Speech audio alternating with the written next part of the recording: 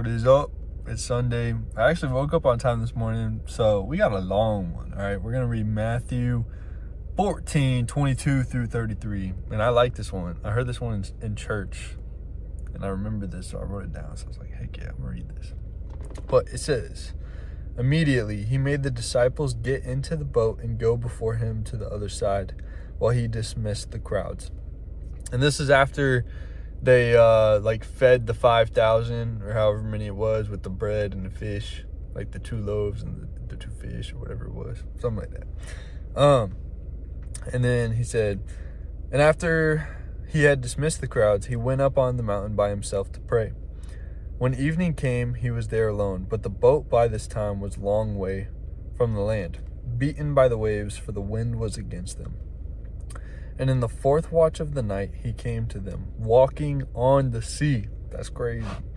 But when the disciples saw him walking on the sea, they were terrified and said, "It is a ghost." Could you imagine?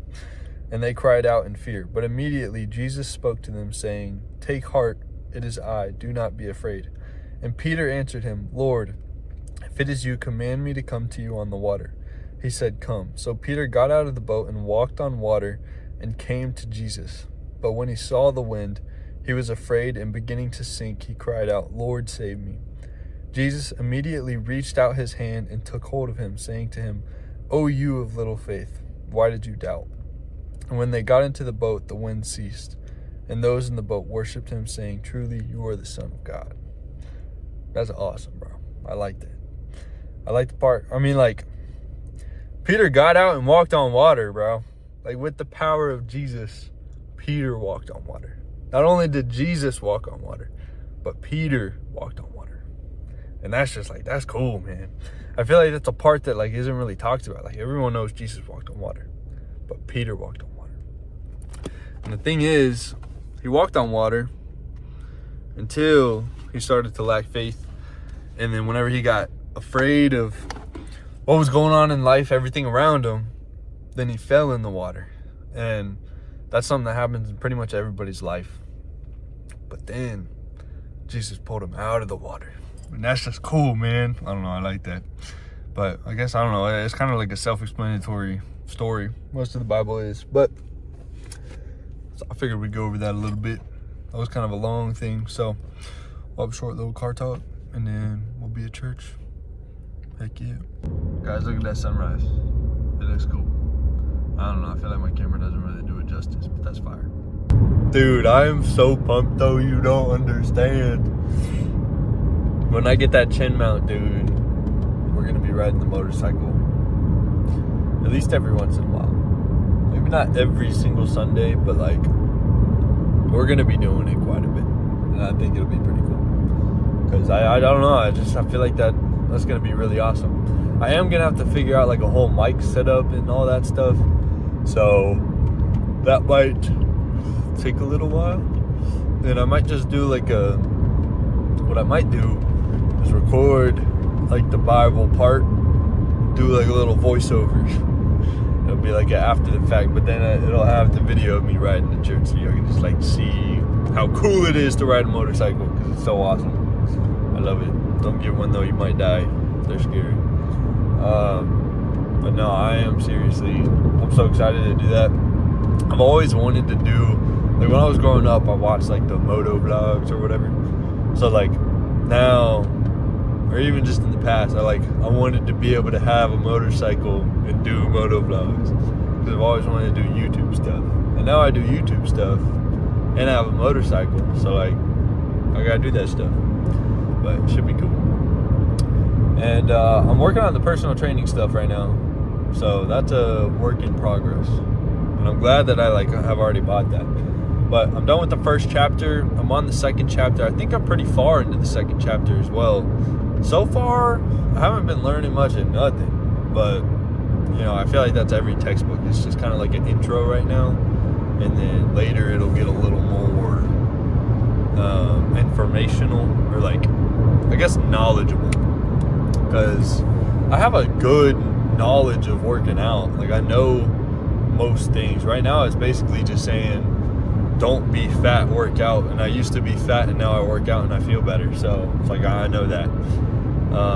It also talks about like you're prone to injury whenever you have an inactive life, which I definitely know that's true because I get injured from like everything, dude. It's ridiculous. But somehow I don't get injured in the gym, which is pretty cool. So yeah, I feel like I'll be a really good personal trainer. That's gonna be pretty sweet. But yeah, other than that, I need to work on the school thing, but that's kind of probably gonna be something that I do more in the future, or at least after I finish my personal training thing. Just that way I have like the knowledge, because if I'm solid and I know for sure, like I'm confident in the knowledge I have in working out, I'll be confident to convey it and like tell it to other people online, which will be good. So then I won't really have to worry about that kind of stuff. I won't have to worry about liability issues as much. And I think they were saying like you got to get liability insurance for it, like a business insurance if you do your own stuff, which sounds like a good idea. I don't really know how somebody would sue me from far away on like through school anyways, but like I don't know, man. People are weird. People are mean. They get injured a little bit and they're like, man, I want $100,000. I know that's not a number, but you know what I mean. Yeah, should be cute. I had CC's pizza yesterday. I know that's really not healthy, but I have been falling off the bandwagon, dude. I fell off hard. And it was like, I started feeling sick. I stayed up one day. I ruined my sleep schedule. And then I was trying to adjust back to it. But I just like, it just was not doing good, man. I don't know what was going on. But it's okay. We'll get it all figured out. We'll try our best to get back into it. And then I think I'm gonna just like slowly ease into it. I mean, I woke up at 6:50 today, and that was like pretty decently easy. So all I gotta do is wake up 3 hours earlier, like tomorrow. So I don't know. We'll see if I can go to sleep earlier tonight, and if I can, heck yeah, we'll wake up at 4 a.m. or something. That'll be nice. But I want a Lamborghini or something. Lambos are cool. I think, I don't know, I was talking about something and my train of thought just like kind of went to Lambos. But we'll call it good for the car talk.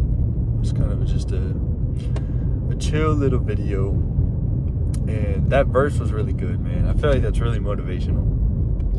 All things are possible through God whenever it's His will. But fear can make you kind of like fall and falter on the path. But as long as you keep faith, He'll pull you out of it for you. So keep that in mind, because life is hard, but God is much harder. Yeah.